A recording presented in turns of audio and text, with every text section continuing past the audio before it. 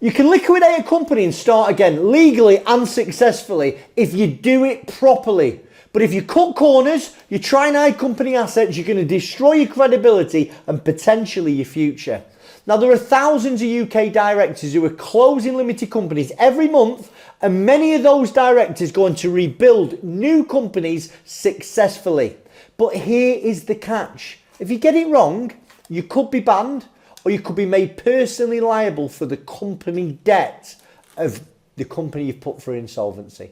So let's talk about the truth about liquidating a company and starting again. Listen, let's get something clear. Yes, you can liquidate a company, and yes, you can start a new one, right? But no, you can't use liquidation just to dodge debts. You can't use an insolvency process to hide money. You can't use an insolvency process and then keep trading under the same name in a new company without following very, very strict rules. Now, when a company goes into insolvency, remember that company is a separate legal entity. You're closing the entity, not closing your ability to do business in the future. But the key with this stuff is transparency, compliance, and timing, okay? Now, there's a legal framework that's governing this at the moment. Now, there's something called the Fraud and Recovery Act 2026, okay? And it's going to allow investigations up to 12 years after insolvency. And the Insolvency Service and the Public Sector Fraud Authority, they are sharing data between HMRC, banks, credit agencies, so directors can't quietly phoenix companies anymore, right? There's a part of the Insolvency Act that's very important. It's called the Section 216. And it prohibits directors of a company that's gone through liquidation from using the same or a similar name for 5 years, unless very specific exemptions apply, okay? Now, I want to talk to you now about the right way to liquidate and start again. So the first one is you've got to close the insolvent company properly. Now, what does insolvency mean? Your company can't pay its debts when they fall due. Liabilities are more than their assets. You may have some legal action against you, like a CCJ or in the worst scenario, winding up petition. But you might fail all those insolvency tests. This is the one I want you to think about. And I want you to think about this in reality. Do not sugarcoat this. Is there any way my business can recover from these issues? And if the answer is no, you need to pick up the phone quickly to somebody. Okay, by the way, if there's anything I've said so far that's sort of pretty conscious, description section below, there's a link at the top. Click on that link. One of my team will call you today. Free, independent, impartial advice. We're #1 rated on Trustpilot. We've been doing this years and years, okay? But step one is you close down the insolvent company properly, and you use something called a creditor's voluntary liquidation or an administration, right? A liquidation and administration is managed by a licensed insolvency practitioner. Remember, I am not a licensed insolvency practitioner, but I've been working in insolvency and turnaround for many, many years. My focus is you, the director, helping you understand your options and also help you understand any implications you've got as a result of doing this. I only work with licensed insolvency practitioners, okay? Now, an insolvency practitioner is, once they're appointed, they're there to realise assets and sell assets to get some money back in for creditors. And they're there to ensure everything is done legally and compliantly. Now, if you're liquidating a company and you're starting again, you must understand step 2, and that is Section 216. And this is a rule that lots of people forget about. And it stops directors of an insolvent company, of a liquidated company, from reusing the same or a similar name within 5 years of that liquidation. Now, there are some exemptions, and I want to go through them with you, right? First one is, let's say we've got Chris Worden Tyres. It's become insolvent. It needs to go through an insolvency process. But 2 years ago, I set up Chris Worden Tyres Northwest, and it's been trading for over 12 months, okay? If you have an entity, a limited company that has been trading for over 12 months with the same or similar name, that circumnavigates this Section 216 issue, okay? Another exemption is if you apply to the court in front of a judge and tell them why section 216 doesn't apply, okay? Now this judge can still reject it, might cost you sort of 5 to 10 grand in legal fees, but it is an option for you. What most people decide to do is they buy the goodwill and the name from the insolvency practitioner, and you'll probably get an agent to value it. And for most businesses, the name doesn't have any value to anyone other than you, the director, so you might be able to pick it up for £1,000.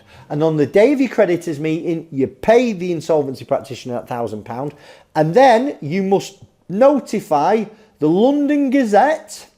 You put an advert in the London Gazette within 28 days of the creditors meeting, and you write to the creditors of the company to let them know that you've bought the name. If you ignore this, it is a criminal offence, okay? It can be punished by a fine. It can be punished by your new company being made liable for the insolvent company's debts. And you know, in the worst case scenario, you could go to prison. So you can start again, right? But you can't just simply swap letterheads, right? Now, step 3, buying back company assets of an insolvent company the right way, okay? So there's a number of ways you might do this. Let's talk about the liquidation route, but you're going to sell the assets before you appoint the liquidator. Now, if you do that, the spotlight is on you. If you're insolvent and you're moving assets out of a company, you are going to face intense scrutiny. But if you do it right, you can do it. So whenever a company is insolvent and a director is looking to sell assets to a connected company, so a company that you're a director of, or to anyone else, they've got to ensure that the assets are being sold for fair market value. So if you've got a van that's worth 15 grand and you sell it for 5 grand, that is a transaction under value. That is going to cause you a problem. You could be disqualified on the back of this. It could be set aside. So the insolvency practitioner goes, well, I don't agree with that. Therefore, I'm going to make you liable for the shortfall, or they'll go after the person that you've sold the van to, right? So the way to get round this and be compliant is you get an agent to value your business. You get them to value the assets, the plant, the machinery, the goodwill, the work in progress, the database, the phone number, whatever you are potentially thinking of selling. You get an independent, credible agent to do a valuation.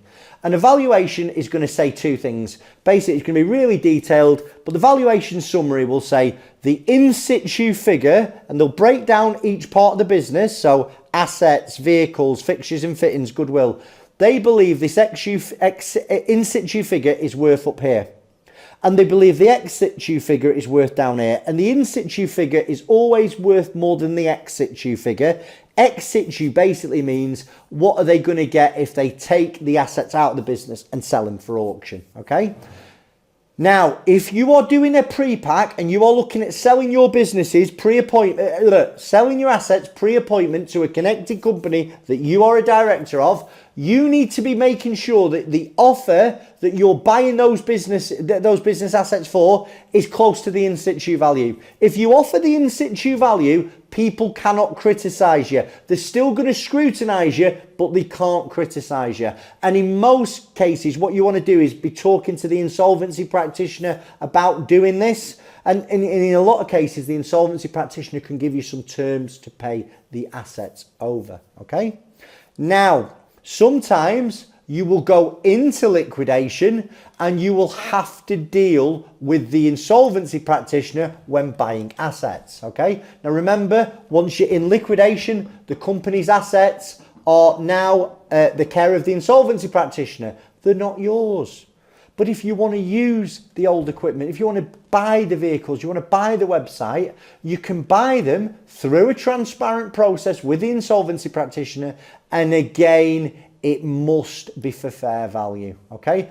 I believe in 2026, any sale to a connected party like you or somebody you know, it's gonna be really scrutinized heavily.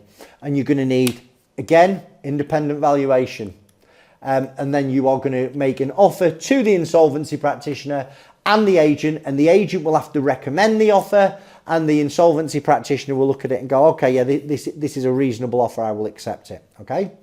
Now, there's also a thing called administration. Now, an administration It's another insolvency process for insolvent companies to use. And it's seen as more of a rescue process. And you might have heard the term pre-pack admin. And that is where a company goes into administration, and the first job of the administrator is to sell the business, the assets, the goodwill, etc., to a connected company. It's been agreed pre-administration. Now, if you're going to go down that route, what happens is it's slightly different to liquidation. You still need an agent to value the business. And at the end of the valuation, the agent will run a marketing period.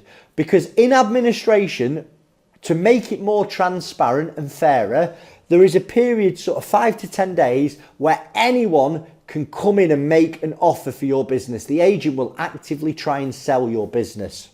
And this is the bit that really scares directors. But the reality is, I've done this a long time. People do not buy business on 5 to 10 days due diligence, especially if they're owner operated. But you have to go through that marketing period to show to your creditors it's been a transparent process. At the end of the marketing period, you will put an offer into the agent. If the agent accepts your offer, a third-party evaluator, you'll need to get a report from this qualified evaluator confirming that the sale is indeed fair, okay?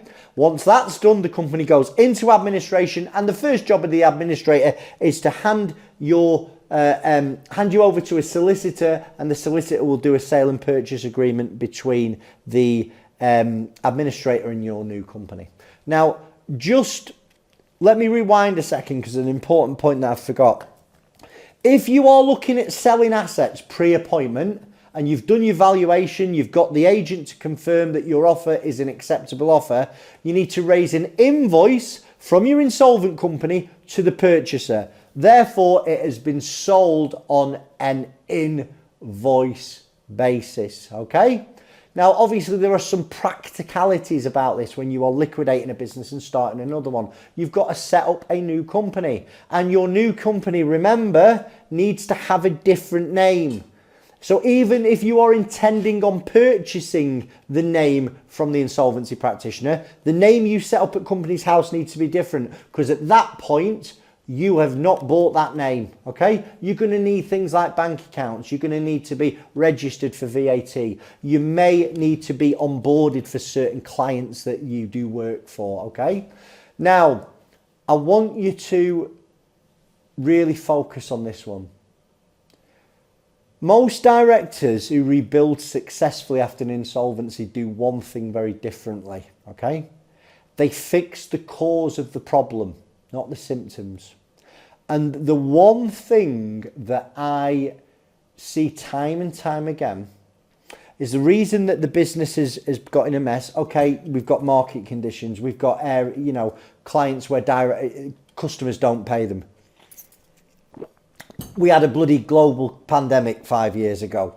We've had the cost of living crisis. Listen, it's hard out there for businesses. But a lot of the times, businesses fail because they don't have a grip of their finances. They don't understand the finances of the business. They are running their business on a set of accounts that were done 18 months ago. Let me tell you, I can't stress this enough. If the only service you get from your accountant is compliance accounts and a VAT return, that you're running a business blind. You must have some type of bookkeeper, or get your accountant to do it, and get monthly management accounts. And it's going to tell you where you're making money, where you're losing money, if you're making money, what you're spending money on.